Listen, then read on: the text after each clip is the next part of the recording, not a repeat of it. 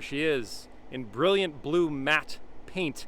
This is the Mercedes-AMG GT 63S 4MATIC Plus 4-door coupe. I almost forgot a word, but I got them all in there. And let's just pretend for a minute that the more words a vehicle has in its name, the more power it makes, because this has 630 horsepower and 664 pound-feet of torque. There will be less powerful versions of the GT 4-door. There's the GT53 that makes 429 horsepower with the combination of a 6-cylinder gas engine and an electric motor, and then the GT63 that has 577 horsepower from a 4-liter biturbo V8. It's not the S though. The S, 630 horsepower. That's just nuts. 0 to 60, 3.1 seconds, an electronically limited top speed of 195 miles an hour. Because when you're near 200, why not just cap it at 195? So let's walk around the exterior, talk about it, and then check out the inside, and once again go over the power specs. So the GT 4-door is, as the name suggests, the 4-door version of the AMG 2-door. And so the styling is very similar to the 2-door. Up here at the front, we've got the Panamera grille and these LED light signatures. Sorry, the iPhone is making them flicker like crazy, but that's just what you get. When you come up close, you can see on the 63 big air dams and AMG badging, and then you can also see these active flaps. Now they're closed, but they do open to allow air to pass through the car. Helps create downforce on the front end, combined with the active rear wing that is stowed right now. There's a black one of us cruising off into the sunset, even though that's not for a few hours, never mind. As we make our way to the side, you can see on this matte paint, certain things are more clearly defined, like the creases in the hood. Those to the naked eye don't appear all that impressive, but here you can kind of see them stand out. Big 21-inch wheels wrapped in Michelin Pilot Sport 4S performance tires. Phenomenal grip. This one has 6-piston front brakes. The standard 53 has 4-piston, and there's optional carbon ceramics. You're going to know it has carbon ceramics because those brakes will be bronze. Can't mistake it. And they're only carbon ceramics on the front, not on the rears. V8 biturbo badging, so everyone knows you're awesome. And you can get the AMG GT in 6 different styling packages. So you can have the chrome brightwork, as this one has. You can have the night edition where it blacks everything out. Carbon fiber edition where, well, you know, carbon fiber on things. But yeah, you can have it any way you want it. But the standard vehicle just looks so good. I'm loving the shape. I think it looks infinitely better than the CLS, which is, even though they've smoothed it out a bit, still a little clunkier. This really does look like they just stretched an AMG GT 2-door. And when you drive it, you can feel that because it behaves very similarly, super smooth, and with the benefit of a longer wheelbase, it handles really, really well. Back here, you can see this is where the active rear wing pops up, and I'll do the demo for you so you can see it, but it stows really nicely. You can't even tell it's there, apart from the body panel gaps. GT63S badging, LED taillights. I love how thin they are. This is the Euro spec version, so there might be some slight differences in terms of lighting, because those things don't usually make it when it comes to the US, but everything else is pretty much standard. Quad exhaust ports in a trapezoidal shape. Lower diffuser, and you can see the gaps in there. So it is a working thing. Step back so you can see the rear one more time.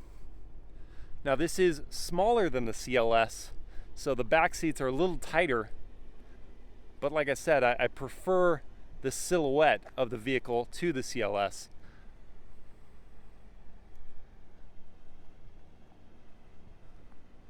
I think it looks striking.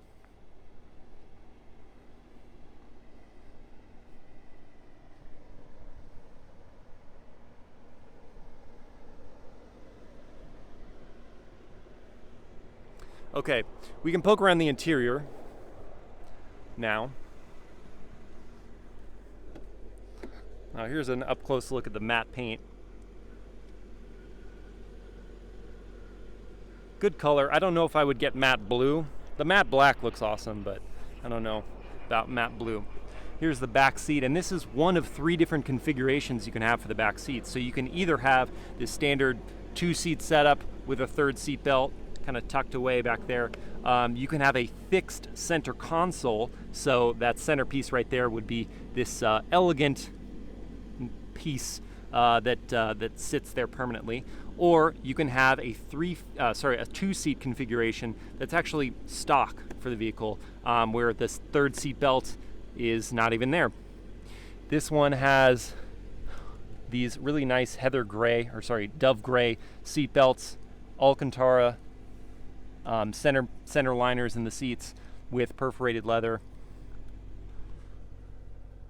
I love the turbine style air vents. Those look really good.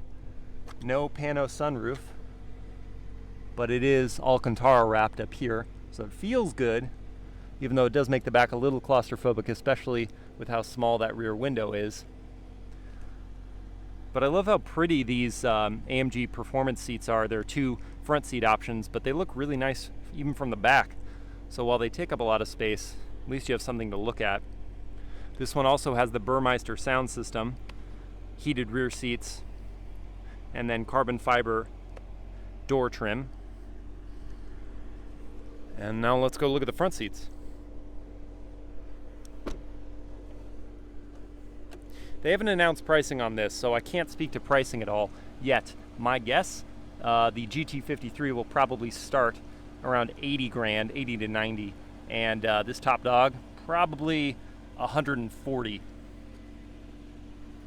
The seats are very well bolstered. As I said, they're 2 different seat styles.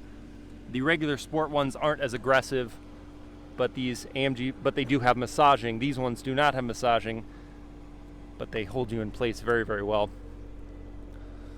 The front Burmeister sound system, 23 speakers for the 3D sound system. That's just crazy. Now, the infotainment system, it's not the absolute latest from Mercedes-Benz. Mercedes has the MBUX system that they debuted on the A-Class, but this one just has the last version of it.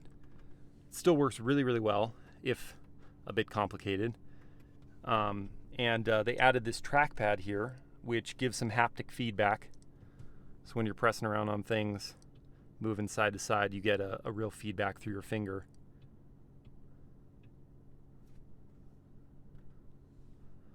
There's a slight delay to the system. It's not the most responsive thing I've ever experienced.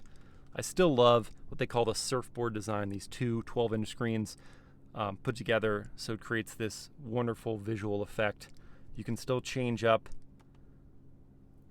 the look of the display to do that. It's cool. You get these little trackpads that you just move your finger along and it changes up the position. You've got a head-up display that you can reconfigure, or you can change the design. This is the Super Sport design. The regular Sport design looks like this. The Classic looks like this. But yeah, we want the Super Sport because it's awesome. And you can set up what you want on the left or right side of the screen, which is pretty neat. If you want the navigation to display, you have that over there. I'm not mapping anything right now. You can change up what's on the right-hand side. But yeah, so that's kind of the driver's orientation. What they added to the steering wheel, which I want to see if I can back up the seat here so I can show you just how big this steering wheel is. That's the one odd thing about this vehicle. Everything says sporty, except the wheel, the shape of it's cool, but it's just kind of huge. A lot of buttons here, adaptive cruise control, lane keeping assist, and your home buttons. You can adjust that screen or that screen. The 4 turbines for the air vents snaked across there, and the whole wraparound dashboard with the carbon fiber inserts looks spectacular. That's kind of your rear view there, so you can see how it's there's a bit of a blind spot off to that side and that side. And it's just a narrow window, but it's not awful. not a deal breaker for sure. This one, the S, has the center marker for all your track duties. 9-speed multi-clutch automatic transmission. Sorry, multi-clutch transmission. It's more than 2 clutches, so they can't call it a dual clutch. Some physical buttons down there. And then this V8 configuration, which they kind of, they borrowed that from the GT two-door, but they adapted it to this vehicle. So these are now digital windows, and you can press a button there and the window changes, whereas the other car was just a physical button. I actually liked the orientation, the V of the GT two-door compared to this. This doesn't look as impressive, but it's still cool to have all these different windows occupied by a setting. What they added to the steering wheel is this very Porsche-esque rotary that you can adjust your drive mode. AMG Drive Select, they call it. Comfort, Sport, Sport Plus, and Race mode. And then off to the left here, these you can actually customize. You can say, I want the exhaust button there, the suspension there. I want the manual or automatic transmission setting there. I want the traction control here. You can put in those spots whatever you kind of want from these driver selectable buttons, which is kind of neat. These seats themselves are incredibly comfortable, despite the fact that they are aggressively bolstered. And this one has heated and cooled seats, heated and ventilated seats, I should say. Yeah, like I said, this is going to be one of the top dog versions of the GT63. I'm going to pop the trunk now, if I can reach the lever. Yes. And let's go take a peek at that engine.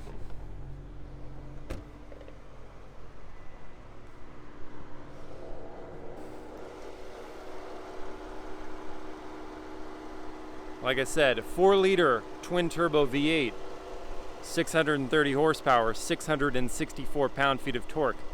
What I didn't talk about is the all-wheel drive system, which is pretty neat because it's by default a rear-wheel drive system, but it shuttles power between the axles as needed, and it tailors kind of the aggression of how much power it sends to the rear wheels based on your drive mode. There's also on board in this vehicle, on the S it comes standard, an electronic rear differential and adaptive engine mounts. So the adaptive engine mounts, they harden or soften to create a more compliant ride or to stiffen up the chassis, which is already pretty stiff, but it just makes the car that much more responsive.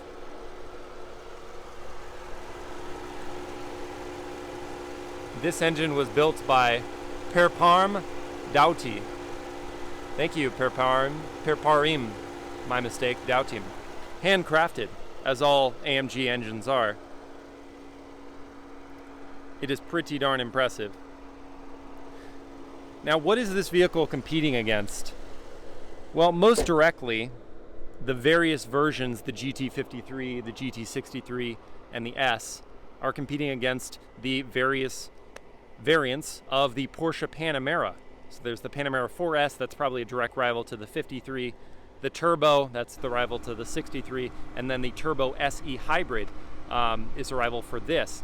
Now, I would say right off the bat, it's clear that the Turbo SE Hybrid makes more power than this. It has the benefit of an electric motor. It makes 680 horsepower to this 630.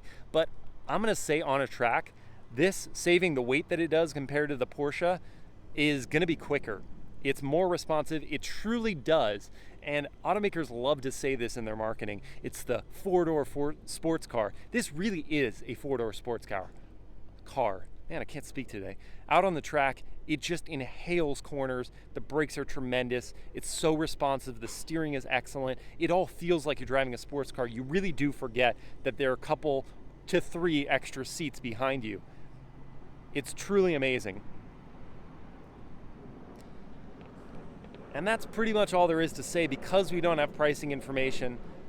All I can say is that out on the track, it's phenomenal. On the roads, it's equally good because it's comfortable. The seating position is superb. The visibility, I could work on that. The infotainment is really good, if a little complex.